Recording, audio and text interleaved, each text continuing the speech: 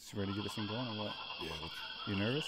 No, It's been a while, it dude. feels like I am. Like I got butterflies, but it's just poop. End on that note, I guess. All right. All right. All right, guys. Welcome back to the Real Quick Mike Swick Podcast. Here with Marc Bogutzki. Remember me? Yeah, I do. Kind of.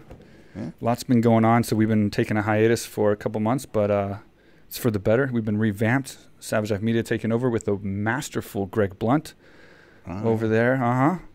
And making sure this comes out as professional as possible.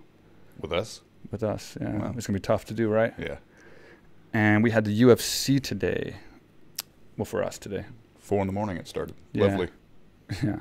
Awesome. So we'll do a recap of that show. Great fights, I thought. What did you think? Yeah, I would say so. Without getting too far into it, I mean, yeah, they were. I do want to say the comeback episode, which this is turning into, episode number 41, we were going to do this actually last week, and we planned it. I was getting excited. We got the room set up, me and Greg.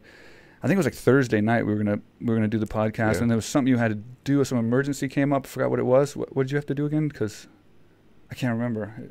And we had to postpone the podcast because of this. Pick somebody from the airport. No, I think it wasn't that. It was something else.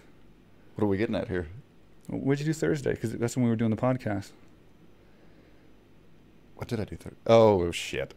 Nothing. Come on, let's just explain it, dude. Because we might as well be open with our listeners here. I enjoy trivia night. Trivia night Yeah, at the pub. every Thursday at Green Man, they do a trivia. And So Green Man is a British pub. Yeah.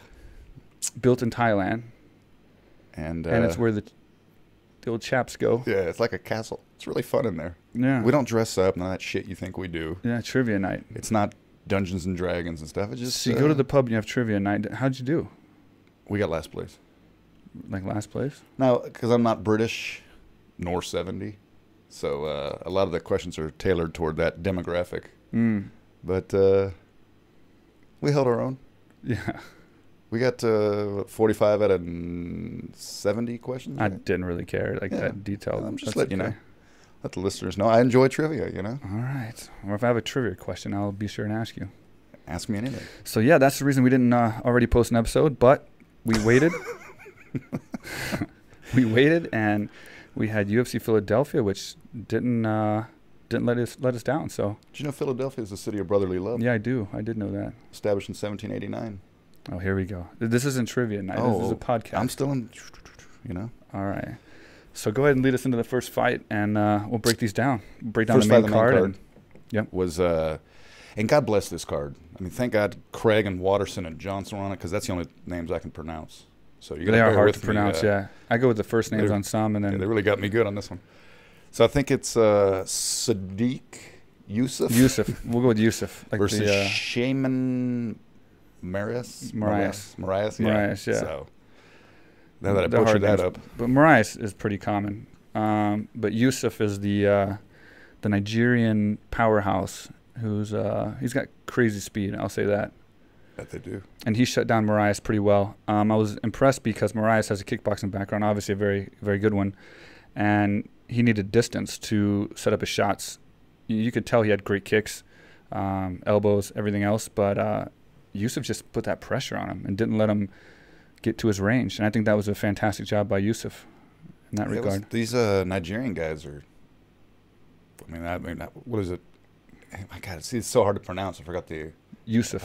Yusuf, but I'm saying the other Nigerians that are in the UFC right now. Well, Usman, too, of course. is a Nigerian. And then the other guy, The guy that Kennedy, fought earlier. who fought after. Yeah. So there's a lot of Nigerians in the UFC now. Yeah. Yeah. And they're doing well. I mean, they were up until the second fight, the main card.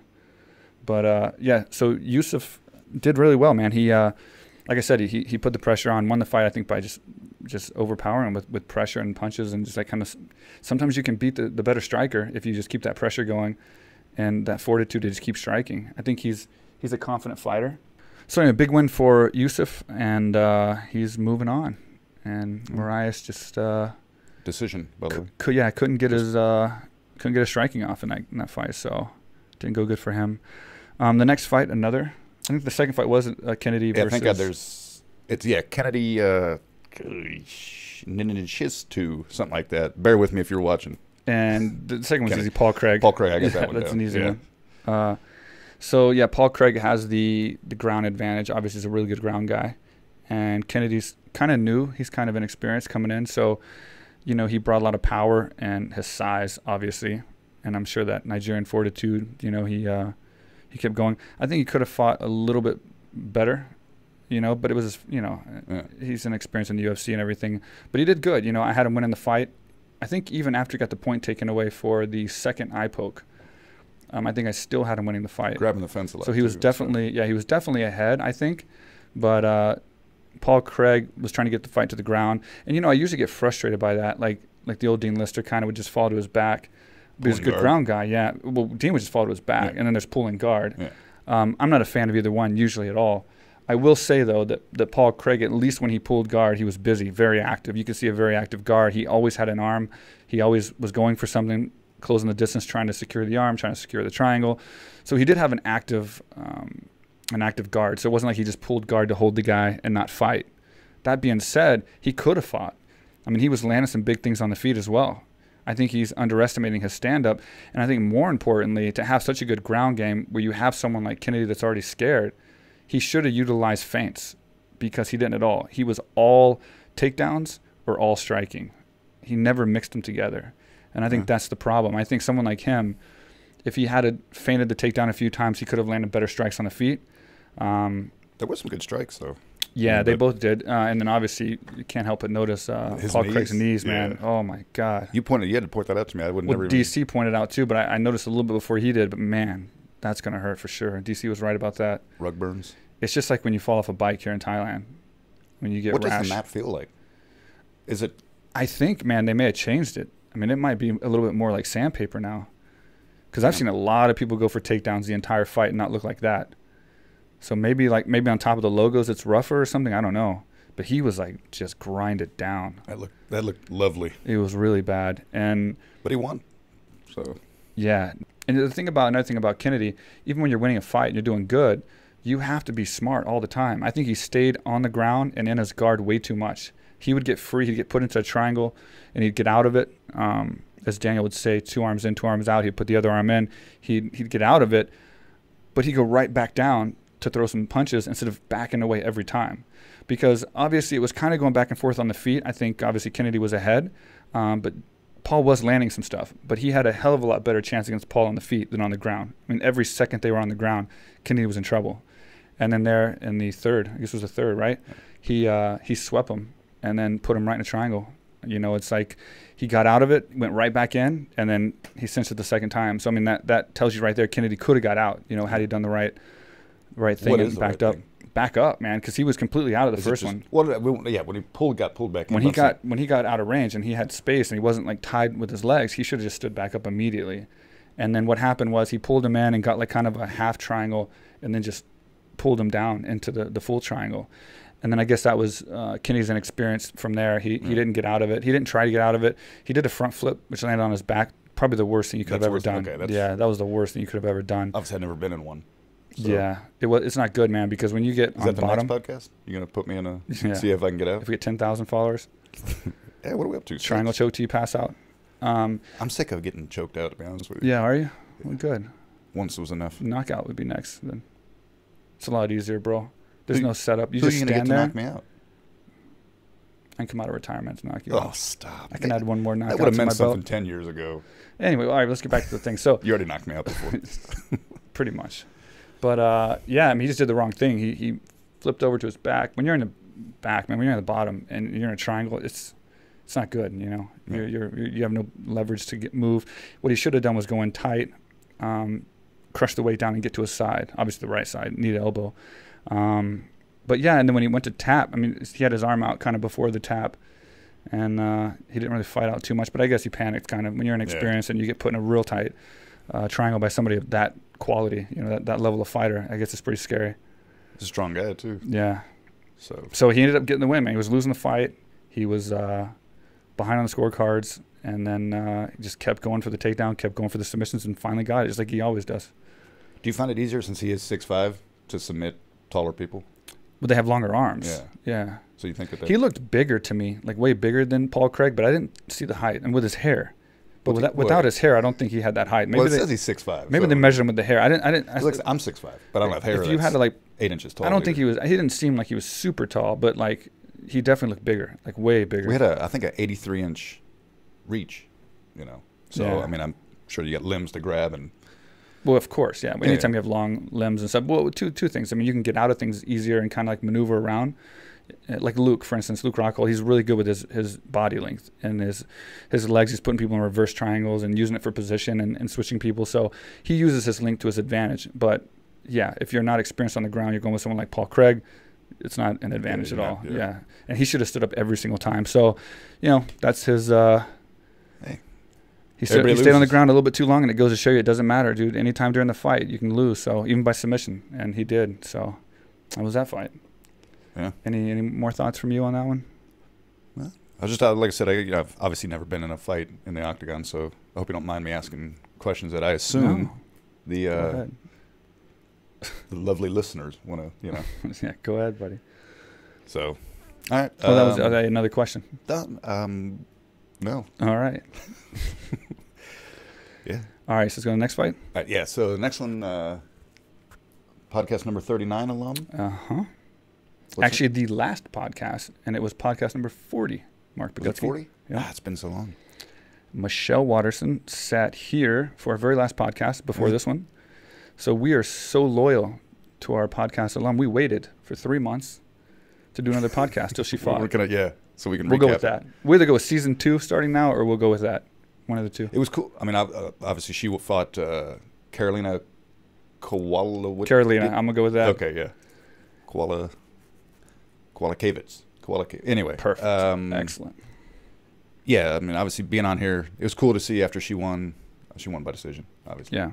You know, how tight-knit her family is and all that stuff. Because obviously they were here while we filmed. But, dude, how good was the fight? So, yeah, Michelle Watterson won by decision, and it was one-sided. But Carolina's a good fighter, and she fought a good fight.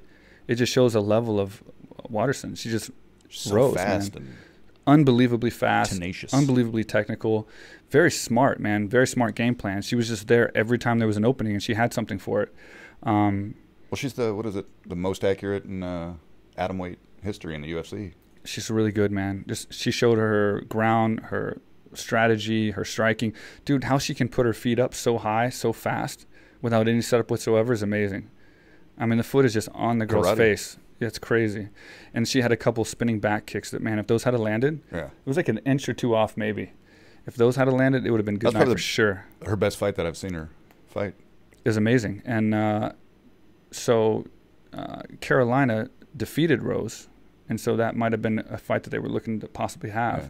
But I think Watterson definitely stepped above now, and she's going to get that fight. Rematch. And she lost to Rose, so this is going to be kind of a rematch if she beats Andre. You know, we got to make sure that fight. Yeah. We can't assume Rose is going to win, but she's just the topic because they both fought her. I thought, what is the end of the second round? I think she had her in what looked like a good armbar. Amazing armbar. I don't know perfect. I don't know how she got out. I think she didn't hold the thumb, in my opinion. And so I never even knew that until you said that. Yeah. So yeah, when you get an armbar, you know, if you can grab the thumb, it's usually better to grab the thumb and face it kind of straight up, because when someone has your thumb, you can't twist your arm because you're locking onto the one thing that doesn't move. She kind of had it here, and both of her arms down, which is fine. But if she does have that fortitude to get out, and she's not planning on tapping, she can jerk her arm and twist it and like get it just enough where it doesn't put that pressure. Oof. Probably still hurts. Looking at that armbar, I would say it probably hurt a little bit, but she got out. And but good for Michelle trying that, because she was looking for a win from the beginning to the end. It's not like she was like trying to win a decision. Like, she was going for it. Like you said, she looked really fresh. Start of the third, and at the end of the round, she was fresh. She showed that she was in really good shape, and hats off to her for that. So, I really want one win for the podcast. Like I said, great. That's yeah. So anyway, that was. I see her fighting the winner of this next fight and getting her title shot. I mean, I can't see why they would not give it to her. Yeah, she deserves it. Yeah, and to be honest with you, I'm kind of saying she's probably going to win it. Yeah. I think she's a lot better than she was before, and she's improving every time.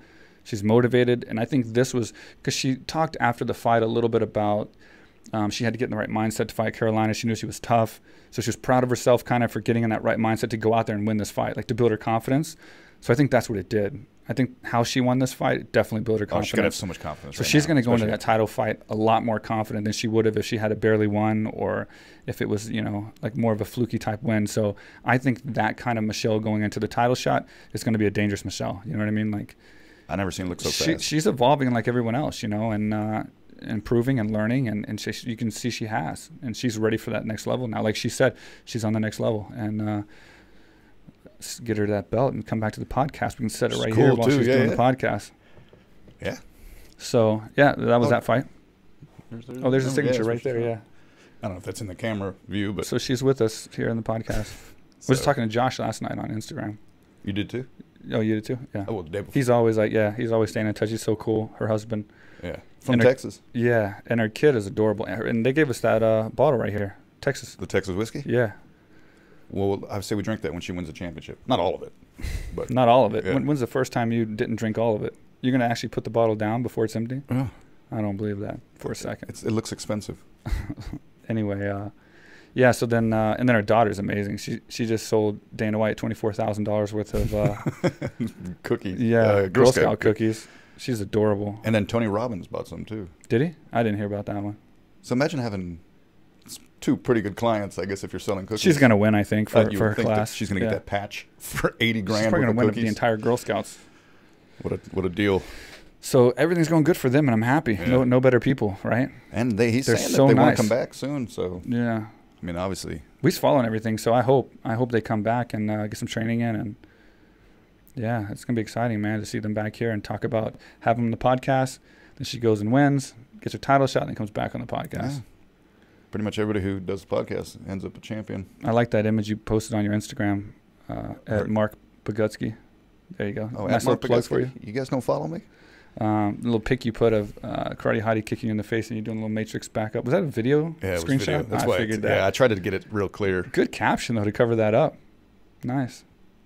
I tried. You had a good comment, too, though. Don't sell yourself short of it. Being the VHS Matrix. Speaking of Matrix, 20 years ago today it came out. Really? How old are we? Shit. It's compliments of... I'm not sure it was today, but it's 20 years ago for sure. I think it might have been summer. You just got called out. See, with him in here, it doesn't work like the old days when you just say some shit that I don't know, and I'm like, oh, damn, you're smart. Okay. He's going to call you on it. That's, by the way, Mr. Greg Blunt over here is Mark's trivia buddy at pub night. So we got two trivia guys back and forth, and I think that's Greg 1, Mark 0 right now. So 20 years ago today, Matrix came out. Yeah. Somebody dispute me then, you know? He did, so. Well, we just won't post it till that anniversary. Okay. There we go. That'll make sense, huh? All right. So next fight, who do we got? We got David Branch. David Branch versus Jack Hermanson. Yeah, it's another hard name. I just call him Jack. I just feel like I'm disrespecting these people by saying it wrong, but his middle name was Manson, right? Jack I don't know his middle name, but I know his nickname. Yeah. He's a scary looking individual. Yeah. Where do we have that? And he did that. What, guillotine in 48 seconds or something like that? So. He beat David Branch with a guillotine choke, which is a weird looking guillotine. It's a kind of new style of guillotine with a leg up like that and kind of cut everything. And David Branch is a black belt in jiu-jitsu, right? And he's also, Branch, in his last 4 fights, he's only won 1. And the fight that he did win in the last 4 fights happens to be against Thiago Santos, who's fighting John Jones. So if you can see how that all kind of boils around, it's kind of weird, right? Because, like, yeah. So that might have not helped sell that fight. Hermanson needs a title shot if you do it that way. No. Well, that's why you can't do that in MMA because there's so many factors. But speaking, not to just go right over this fight because, I mean, we can't really talk much about it. I mean, he went out there. Well, yeah, we've already talked longer on the fight. David Branch tried to close the distance and land the punches. And then Jack got the guillotine choke. So, I mean, that's pretty much all that happened. And then he went crazy, like Charles Manson, serial killer type. That dude was crazy after that win, man. He was like full veins popping out of his head. Like he was, I don't know if you call it emotional or just savage. A little bit of both. Yeah. And then he got happy afterwards. He kind of like, after he was like scaring the shit out of everybody in the auditorium. Then he got happy and was super excited and seemed like a super nice guy, except he forgot which tattoo his girl's name was on. He's like, oh, baby, I love you. That's why you don't tattoo I think it was his your woman on there, you know? I think it was his girl, yeah. But not to go over that, but that just shows you so David Branch did knock out Thiago Santos in the first round, I think within a couple minutes. And then that's the guy fighting John Jones. What are your thoughts on John Jones's opponents recently? Now, I'm not saying he doesn't deserve to get a couple good fights. I mean, everyone's a good fight somewhat.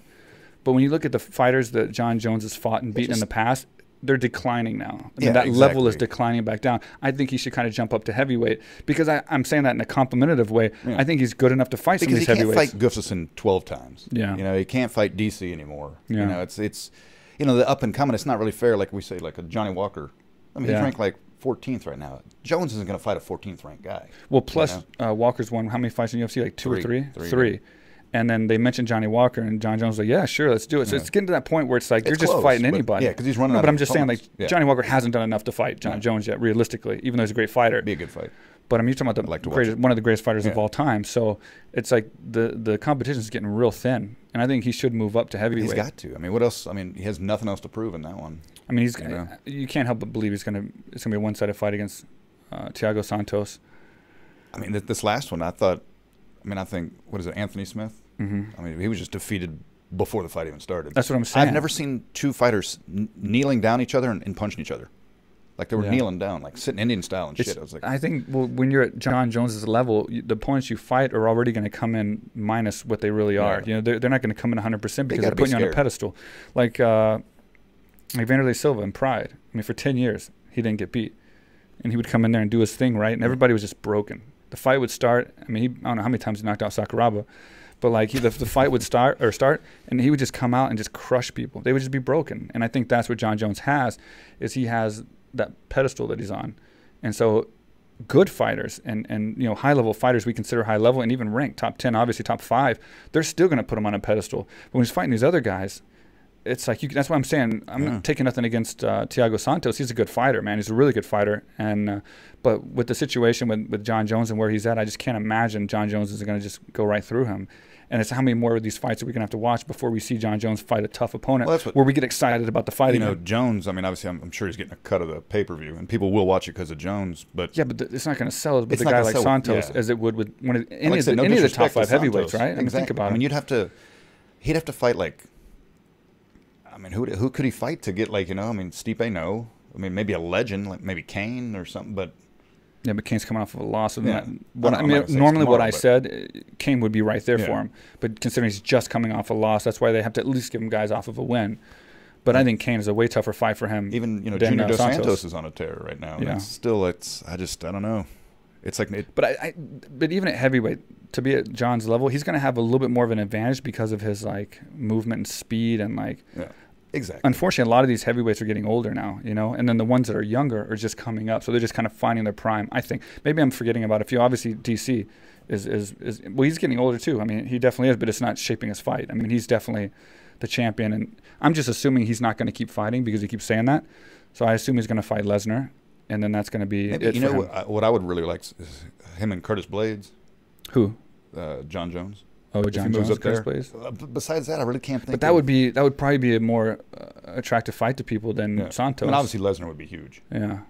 Well, he's not. Well, I mean, that fight would be huge. I mean, obviously he's going to come in probably not 100. I mean, well, they both have their Here's what I think. I think if he gets through Santos, which I assume he will, I figure that if the winner of DC and Lesnar is probably going to fight him next, that would be the super fight. The problem is I don't know if DC is going to stay. Yeah, he might be done. So he might be done. In March. So it might be just Lesnar anyway. But it would be kind of bad if, you know, after DC, I have no doubt DC's going to tear through him. Yeah. You can't have him getting destroyed and then going in there and fighting John Jones. So it's like, who's left? It's going to be like a big super fight in heavyweight. I mean, if Kane could get a win and come back, but now Kane's doing pro wrestling. So I don't know who's and Dos Santos. I feel is just a little too old right now. It's going to have to be. He's been winning, but he's not like the old Dos Santos, you know. And I think you have to be the old Dos Santos and probably a little bit more to like handle John Jones. So who else is there? I don't know. I mean, really, it's like because you get a knee ground game against him, and it seems like all the heavyweights don't, you know. I don't know. We'll see, I guess, huh? Because maybe that's the problem the UFC is having. That's why they keep putting him against other people. Well, yeah. There's not a whole lot of people for him. I'm sure he wants to fight, but it's like... Yeah. And again, nothing against John Jones. He's just taking the fights, and it's a compliment to him because we want to see him fight tougher we want to see him fight tougher competition. Overall, I think DC was the best of all time. But I know what everyone's going to bounce on me for because, you know, the situation, they didn't fight and blah, blah, blah. He got beat. But I think overall. Well, that's why him versus I think Lesnar. talent-wise, I mean, you can't knock John Jones for being just one of the most gifted MMA fighters of all time, hands down. But, you know, when you're a fighter, like anything else, it comes with the full package. You got to carry yourself outside the ring. And again, I'm not trying to jump on John Jones. I'm supporting him again and hoping he does well, you know, since he's not fighting my teammate. And, like, I hope the best for him, and he keeps winning. But I want to see him fight a fight I'm excited about. You know, I want to see him get in there where I'm like, okay, it's John Jones, but this guy's tough. Or we'd actually get up he has that big punch, or he has the ground, whatever, you know. But it's like I can't think of anyone really. I can think of more at heavyweight, but I definitely can't think of any more at light heavyweight that's gonna really do anything. Well, there's that. Yeah. So let's move in. Let's move into the main event, I guess, right? Yeah. Gaethje and Barboza. And I'll say that I predicted this fight for Barboza. So did I. I thought he was gonna win. And I may be way wrong for that, because I feel stupid now. It ain't like he's a chump, man. But like Barboza's striking is so ridiculously good and fast and accurate. I figured Gaethje was going to be like the more brawler, and Barboza was going to play smart from the outside and pick him apart on the striking. That was what I thought. And I'm sure that's what he wanted too. And they showed kind of what I said, though. Barboza is a ridiculously good striker. They both fought hard. And then, man, Gaethje just did what Gaethje does. He gets you into that brawl, and, man, he hits hard. I couldn't believe that knocked him out. I mean, kind of step back, you know, obviously a little right hook. It has to get right on the button, man. Exactly. Hit him perfectly. But I mean, you know, still a decent fight. I think, what is that, 2 knockouts in a row for him now? I think Gaethje's on a 3-fight win streak now. 3? I think. What's next for him? Gaethje's 20-2. Am I correct on that? He's 20-2, right, Greg? I think he's 20-2, and I think his losses were to Eddie Alvarez and Dustin Poirier. Yeah. So those are the only 2 losses that kid's had. And this is the crazy thing in my mind. I'm thinking, like, I don't want to go against Gaethje because I love him. I think he's everything a fighter should be. But at the same time, his style isn't traditionally like the style that goes very far, right? Yeah. I've seen so many guys. Fun to watch, but yeah, I've seen so many guys with his style that just win a bunch of fights and then they fade out and then they become like, you know, entertainment, and it's not usually for their benefit in the end. No, down the line, I mean. But I'm saying, like, John Jones doesn't fight like that. You know what I mean? Like your top tier, like Anderson Silva type, they have that technique and that strategy and everything. He just kind of is such a brawler. So part of me is always saying, how long is this going to last? So each time he fights a fight, I'm thinking, like, I love Gaethje, but it's like, is this going to be enough? Like Barboza, is this going to be enough? Is this a person that's finally going to kind of stop him? And I would assume he was the underdog in Vegas, right? I don't know. I didn't even look at the odds. To be honest, I figured he'd have to be. I mean, don't get me wrong, he's good, but I thought Barboza was going to. Yeah, but again, he shocked me again and came through. And man, for your only 2 losses to be Alvarez and Poirier, he's doing something right. And now it's 3 fights in a row, so he's up there. Him and Pettis, probably a good matchup, huh? Yeah. But him and a lot of people. Well, yeah.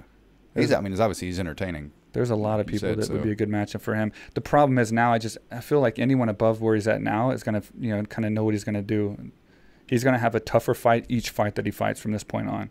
He's gotten to this level. Yeah. Obviously, Alvarez and Poirier managed to defeat him, but he's gotten to this level even through those defeats with his fortitude and grit and just toughness. But it's like, I can't imagine guys higher ranked than him right now are not going to take that into consideration and not play that game with him. So he's going to have to mix it up. I have to go on record and say he's going to have to mix it up a little bit. He can't stay with that same kind of like brawler. And it'll do great for him to mix it up a little bit, like throw in some other stuff and get people, you know, a little bit confused and then come through with those big punches again. I don't know. That was his 20th win. I don't know if he fought that much. Yeah. He was at WSOF or whatever before. Dude, he's beat a lot of people, man. And to only lose to those 2 Even as far back as Gilliard, he beat him in a fight too. Melvin, yeah. Wow, I haven't heard that name in a while. And that's a brawler too. So that must have been a hell of a fight, but it was a split decision. Where's he at? I don't know. Damn, I forgot about that. Yeah, so he beat Melvin Gilliard, and it was quite a few fights ago. I don't know. I'm sure, but yeah, Melvin's bounced around. Yeah, from New Orleans. So it was a good show. I guess you can't ask for more, right? I mean, the decisions were good. There was knockouts, there were decisions. The knockouts were good. The submissions were good. So some eye poking. Yeah. The guy got kneed in the crotch. Okay. Well, you're kind of getting a little off track with that. I think I saw one heel stomp or a foot stomp. Did you? It's my favorite move in I missed MMA. That. Who did that? I saw it on a highlight. I don't know who it was. Okay. I think it was on the undercard, but still, I still appreciate it, you know. Yeah. It always catches my eye. So, yeah, a lot of good things coming up. And so also I want to talk about, because we haven't talked about our sponsor yet. You mean MikeSwick.com? No. Do you mean AKA Thailand? Yes. .com? The best gym in the world. The highest rated gym in this part of the world. I'll say that, thanks to TripAdvisor. Yeah. And thanks to our guests who vote. Yeah, I think they're the ones. But we have accommodations being built across the road, literally 2 minutes from the door. Not even. Like it's you like, could it's slowly literally walk there in 40 seconds. You could probably roll and be there in a minute and a half. And they're working around the clock all night, all day. I just left the gym last night at like almost 9. I think 8 or 9. I was doing some cardio, and they're still working all night, man. Just like working hard too. I can't wait till those get put up. So when those get open, we're expecting an open in, we were told June, but we're gonna say July to be safe. Yeah. So if you guys are planning to come Thailand. out and you want to stay basically on site and a nice deluxe room with a nice pool in there, it's gonna be really nice, a little more upscale than some of the other local accommodations. Email info@akathailand.com. You'll talk to this guy right here if you're lucky. He will. And he'll explain to you how you can pre-book, because we only have so many rooms available in July. So if you want to get that room, and who doesn't? I mean, you're right there at the gym. So if you're coming to train, eat, sleep, focus on your career, focus on getting better, your goals, losing weight, what better place to stay than across the gym? Look what it's done for me, huh? Yeah. God, what were you, like 250 kilos in high school? 2 kilos, yes. I don't know what a kilo is, but I was fat. No. Not how much you've done over the last 20 years. Me and one of the pre-mentioned people. But anyway, yeah. So anyway, we'll go ahead and throw a commercial in right now. Hope you guys haven't clicked off already. I was going to try to put this commercial in before the Gaethje fight, but I got sidetracked. It's an amazing commercial. It's still good. Dana White. I'm Dana not in it. Dana White talks about it. I'm in it for 1 second. Huh? Telling a joke. Did you? In there, when everybody laughs. I did put you in the very back, just like thanks for 1 second. Well, it's doing what you do. Laugh. I don't laugh. I make others laugh. Oh, okay. Well, anyway, so here's a commercial for AKA Thailand, guys. Book now if you want to get one of those nice rooms coming up in July. Everything else is going good, and we will be back with more podcasts. We're going to try to do 2 or 3 a week. That's our goal. Yeah, and we'll get back to normal podcast next time, not about fighting, or at least recaps. So that should post within probably like Tuesday or Wednesday. So, yeah. See what, are you excited about being back or what, dude? I am, man. It's been a long time. What about questions? That's what I was wanting to send us questions. But what about... but I want to also tell them, like, what do you guys want to see? Because we can go to Muay Thai fights and show that. Yeah. We've already got... We did that a long time ago. Yeah. But we had a small following at that point. And so, like I said, back to that, or, obviously everybody wants to have guests. Yeah. I get that, but... I did a post last night on Instagram. So any of you guys that can think of guests that you want on the show, send us a message, post a comment on the YouTube page, and let us know who you want, and we'll try to make it happen. Get some of these... Can we get Ava Mendez on here? Probably not. On the couch? It's weird. She's hot. The end. All right. And then anything else you guys have an idea about that you'd like to see on the show, let us know. And again, we'll be back, man. This is going full throttle now. Greg at the helm over there, working hard right now. Doesn't want to talk, but he's working hard. He's smiling. I don't want to interrupt the flow. Oh, you guys have a there good he goes. Oh. Nice. We'll edit that one out. Nice strong voice. Yeah. By we, you mean me? Yeah. Okay. It's nice to have someone so in control, though, right? We'll see. I get to almost do what you do all the time. Just come in and sit and talk. Did he take the lens cap off? Oh, shit. Oh, jeez. All right, guys. It's an audio podcast. We'll see you next time. We don't waste too much more of your time, but we will be back. We're doing another episode really fast, and we will post that within the next couple days, and we'll be full throttle. Let us know what you think about the production and the new format of the podcast. And I will shave this, just so you know. He's having a bad day. Yeah. Like I said, it was trivia night, and then it just went downhill from there. And then we just found him on a street this morning, drug him in here. Wow. I had to show him the UFC because he was all mangled and trying to... Mangled. Yeah. Look at your beard, dude. All right. Anyway, guys, take care. We never wrap a show up, right? Take care, guys, and we'll see you next episode. Here is the commercial for AKA Thailand. We didn't finish with one of these. We did now. Now do the commercial. Can we do the commercial now after that? Can we show the commercial after our fist bump? Okay. What's up, everybody? I am here in Thailand. This is the first time I've ever been here. Been dying to come here for years. The great Mike Swick. He's one of the big reasons he's been trying to pull me down here. What he built down here, AKA Thailand, is incredible. There's people here from all over the world.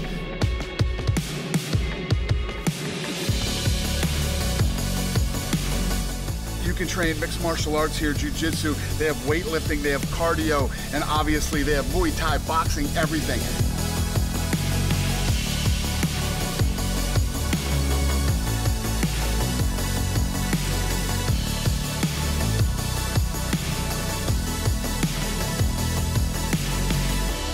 I'm telling you guys, I know everybody wants to go to Thailand because Thailand's so cool, but you can't come to Thailand without coming to AKA Thailand. Come on.